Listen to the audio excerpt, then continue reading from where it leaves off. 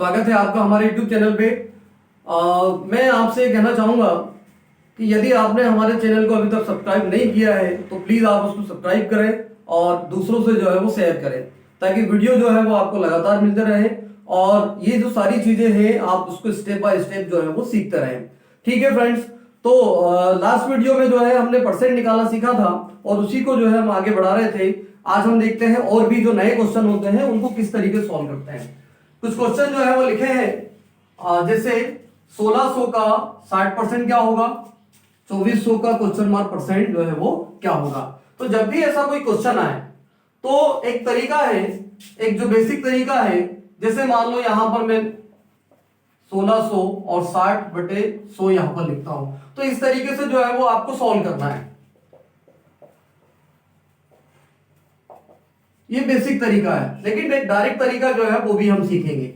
आप यहां पर जो है इससे डिवाइड कर दो आप, और 1696 960 हो जाएगा। यहां पर इसको आप यदि काट दोगे तो ये 4 बार, इसको डायरेक्ट जो है वो काट सकते हैं। लेकिन यदि आपको सीधे सीधे क्वेश्चन को सॉल्व करना है तो क्या करेंगे हम, जब भी किसी संख्या के बीच में बराबर का चिन्ह यदि लगा है और इधर भी परसेंट का चिन्ह है, यहां पर भी परसेंट का चिन्ह है, तो एक काम करें आप इस परसेंट से इस परसेंट को जो है वो काट सकते हैं।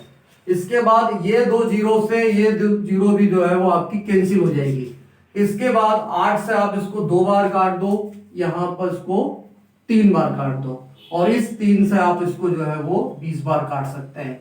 और का मतलब होता है मल्टीप्लायर, तो यहां पर जो है 20 दूनी 40, इजीली जो है वो आपका आंसर यहां पर निकल जाएगा। इसी प्रकार से हम यहां पर भी अगला क्वेश्चन जो है वो सॉल्व कर सकते हैं।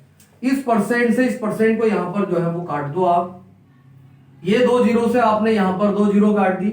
ठीक है, आप इसको 3 से काट दो, 3 से ये 3 बार, और यहां पर संख्या 2 बार कटेगी, और ये 2 से जो है वो आपका 45 हो जाएगा। तो इससे मल्टीप्लाई कर दें तो 135 45 या 135 होता है। इसी प्रकार से इस क्वेश्चन को यदि सॉल्व करते हैं तो लास्ट वीडियो में हमने देखा था कि 33 से ही 1/3% को जो है वो हम 1/3 भी लिख सकते हैं। तो जब आप 1/3 यहां पर लिखते हैं तो इस संख्या को आप यदि काटोगे तो यहां पर आएगा 900, और यहां पर हो जाएगा आपका 900 गुना x/100। तो ये 2 जीरो से 2 जीरो आप जो है वो काट सकते हैं। अब यहां पर 900 है, इसके बाद यहां पर 9 इंटू x है, तो इस 9 से जो है इसको यदि काटोगे तो आपका आंसर जो है वो 100 हो जाएगा। तो इस प्रकार के क्वेश्चन को भी जो है वो आप इजीली कर सकते हैं। इसके बाद एग्जाम में जो है सबसे ज्यादा यदि कैलकुलेशन में या सरलीकरण में जो क्वेश्चन पूछे जाते हैं उस टाइप के हैं। यदि आपसे कहा जाए कि किसी भी संख्या का 40% जो है वो 200 है, तो उस संख्या का 80% क्या होगा। 40% की वैल्यू आपकी 200 है, तो 80% की वैल्यू क्या होगी। देखो यहां पर 40 जो है वो 200 है, तो 80 कितना होगा। ये संख्या जो है इससे 2 गुना है, तो यहां पर भी आप जो है वो संख्या में 2 का गुना कर दें तो आपका आंसर क्या हो जाएगा 400। ठीक है, यदि आपसे पूछा जाता है कि किसी भी संख्या का 15% जो है 750 है, तो उस संख्या का 80% क्या होगा। तो एक बहुत सिंपल बेसिक तरीका है, यहां पर यदि कोई परसेंट की वैल्यू दी है तो आप जो है इस संख्या के बटे में उसको लिख दें, और ये आपसे पूछा है तो आप उसको इंटू में लिख दें। कैसे, 750/15 गुना 80।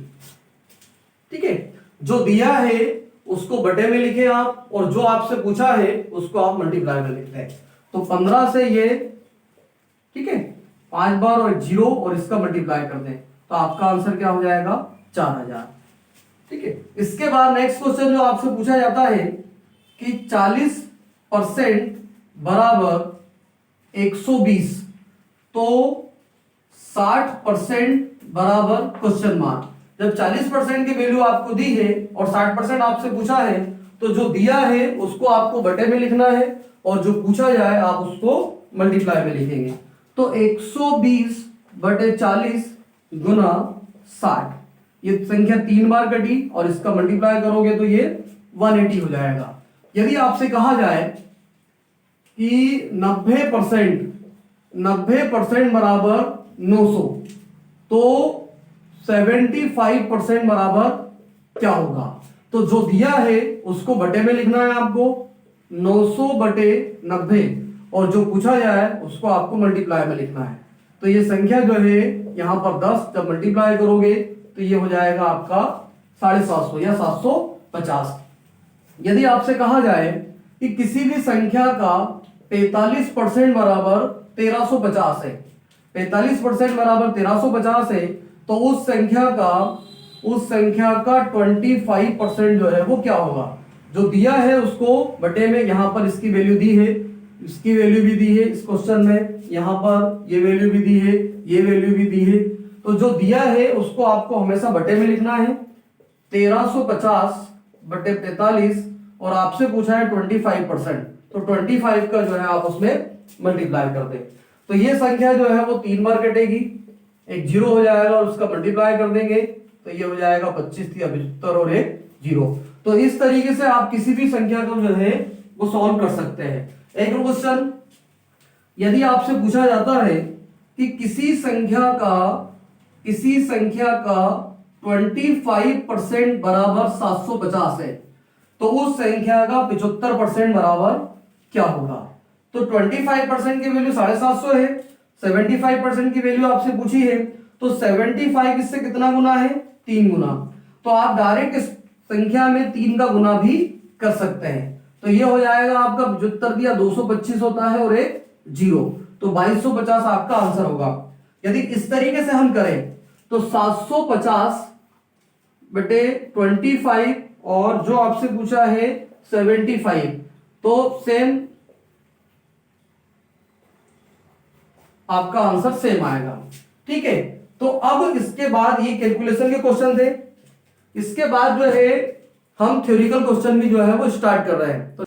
तो चलिए देखते हैं थ्योरिकल क्वेश्चन कैसे होते हैं। ठीक है, एक नोट है, पहला बेसिक देखते हैं इसका अपन।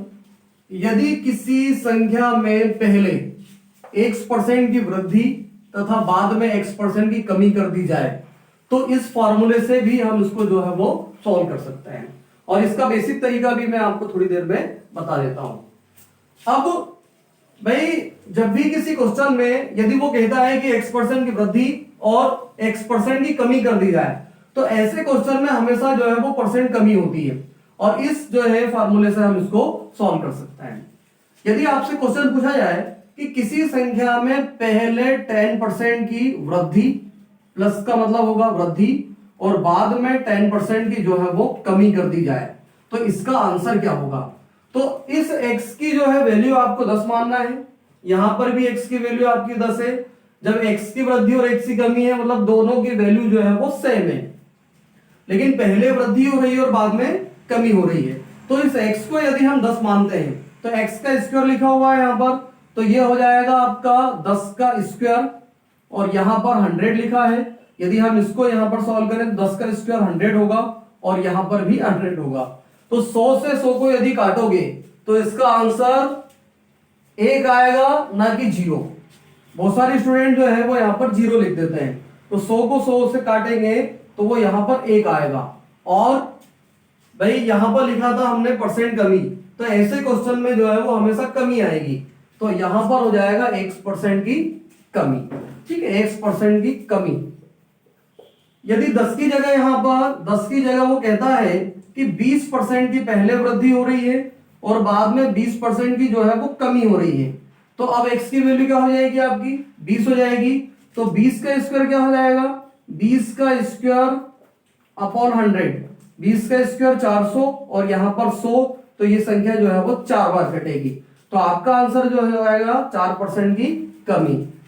यहां पर यदि 20 की जगह वो कहता है कि 25% की वृद्धि हो रही है और बाद में 25% की ही कमी हो रही है, तो इसकी जो है वैल्यू 25% का स्क्वायर क्या हो जाएगा? 25 का स्क्वायर अपॉन 100, तो यहां पर 625 डिवाइडेड बाय 100। यदि आप इसको सॉल्व करोगे तो आप बहुत सारे स्टूडेंट जो है इसको यहाँ पर 6.25 लिखते हैं, लेकिन क्वेश्चन में संख्या जो है वो फ्रैक्शन में दी होती है, तो फ्रैक्शन में कैसे सॉल्व करें आप, इसको काट दो आप, तो 6 बार पूरा पूरा कटेगा।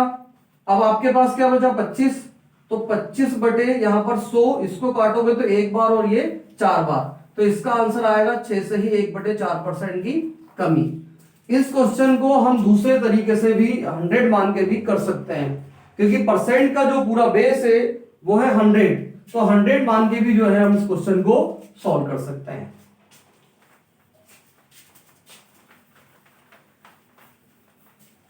जैसे मान लो किसी संख्या में पहले 10% की वृद्धि हुई और बाद में 10% की कमी हुई, तो उस संख्या का जो पैमाना होगा या उस संख्या का जो मान है वो होगा 100। अब 100 में यदि 10% की वृद्धि करते हैं तो 100 का 10% कितना होगा, 100 का 10% होता है 10, तो वैल्यू आपकी जो है संख्या बढ़ाने पे 110 आएगी। अब यहां पर वो कह रहा है कि संख्या में 10% की कमी कर दें हम, तो 110 में आपको 10% की कमी करना है। 100 का 10% ये वृद्धि थी और 110 का 10% यहां पर कमी थी, तो 110 का 10% कितना होगा, 110 का 10% जो है ये हो जाएगा आपका 11, तो 11 यदि आप कम करोगे तो ये हो जाएगा 99। भाई पैमाना आपने माना था 100, लेकिन संख्या में वृद्धि और कमी करने के बाद सॉरी संख्या में वृद्धि और कमी करने के बाद जो है आपके पास लास्ट जो संख्या बची है वो बची है 99, तो यहां पर इसमें और इसमें जो है वो कमी है, तो कमी जो है वो 1 की है और परसेंट में निकालना तो 1% की जो है वो कमी हो जाएगी। इसी प्रकार से यहां पर भी क्वेश्चन को सॉल्व कर सकते हैं।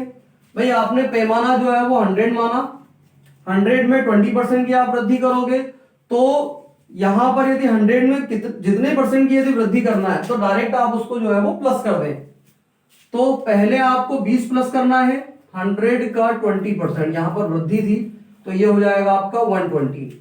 अब 120 का यहां पर 20% जो है वो कम करना है, तो 120 का 20% कितना हो जाएगा 24 यदि कम कर दोगे आप तो आपके पास बचेगा 96।